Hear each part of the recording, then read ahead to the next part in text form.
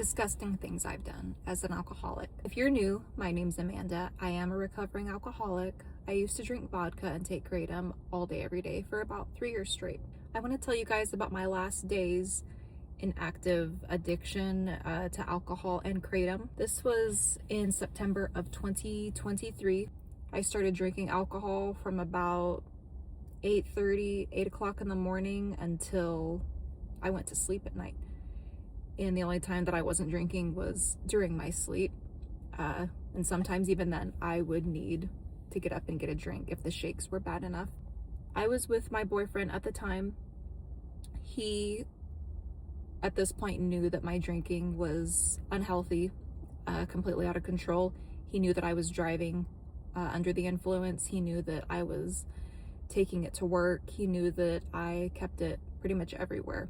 I remember him telling me, it's a really bad feeling when your girlfriend has to be drunk in order to be with you. And I couldn't explain this to him because, first of all, it is alcoholic logic. But I wanted him to know I don't have to be drunk to be with you. I have to be drunk to be with myself. I have to be drunk to be living, to be alive, to function, to be awake. And I am with you, but that comes with the package that is me, is I have to be drunk all the time. He leaves me in the morning. I wake up to him packing his stuff out of the drawers and he leaves. And, you know, of course, I'm bent out of shape over it, but I still won't stop.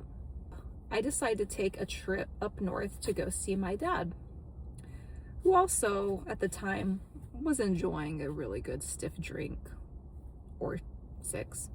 It's about a 2-hour drive. I drive up there completely plastered. I remember just being so sad.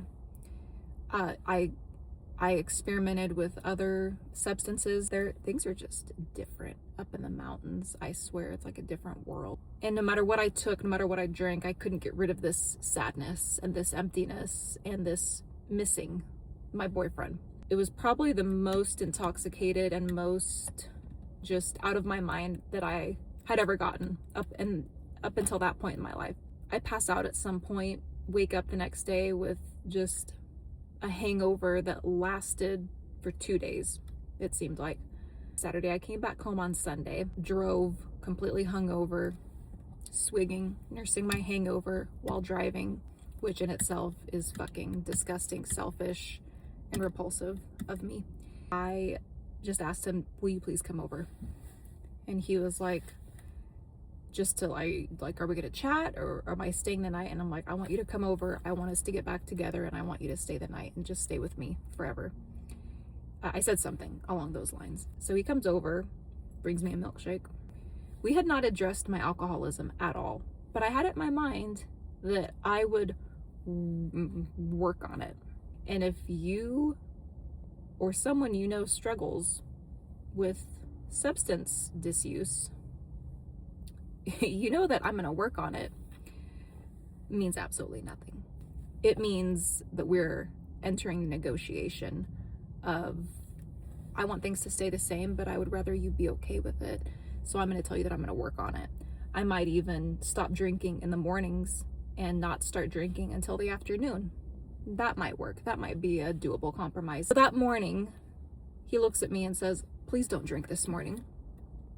And I remember he looked at me and he says, you don't need it. So I thought, okay, I'm gonna try to get through this morning, just this morning, without alcohol. I'm driving to work and I'm listening to my audiobook and it was getting to a really good part, so I decided to take the back road and take the long way, just so I can get that extra like 5 minutes. And I pull up to what I thought was a 4-way stop because it was kind of like back country roads, and it was not. The person coming from my left did not have a stop sign. I did. Me assuming, and by the way, I'm still hungover. That's how bad the hangover was. I still was feeling the hangover because I anticipated this person stopping. They did not. I just proceed. And I was going straight, and this person, because of me, T-bones me going 55 miles an hour. I was in a small little car at the time. This person was in a large SUV. The airbags going off. I remember thinking in my mind, oh shit. The woman was screaming. I heard all of her children screaming, crying. My glasses had been blown off. My shoes were gone. I don't know how that happens. There was glass in my hair. There was blood. To this day, I don't know where the blood was coming from. Did one of these and I could feel that my tooth was chipped. And I just thought to myself, oh my God. I remember knowing in that moment, this is it. I'm getting my comeuppance. My passenger door doesn't open. It had been that way for years and I just never got it fixed. My driver's door isn't opening because it was crushed like a soda can. So I maneuver myself to the passenger seat and immediately I feel things moving that shouldn't be moving. I crawl out of the passenger's window trying to stand up and I just immediately collapse. Not knowing yet that I had 3 fractures in my pelvis, I just knew that I was hurt. I'm gonna blaze through this part. When I get to the hospital, they not only tell me about my fractures, they also tell me that I am pregnant. My boyfriend shows up to the hospital and I just know that he's positive that I was driving drunk, because why wouldn't he? I had been doing that. And he looks at me and he goes, "Were you?" And I said, "No, but I have to tell you something." That was the end of life as I knew it and the beginning of where we're at now.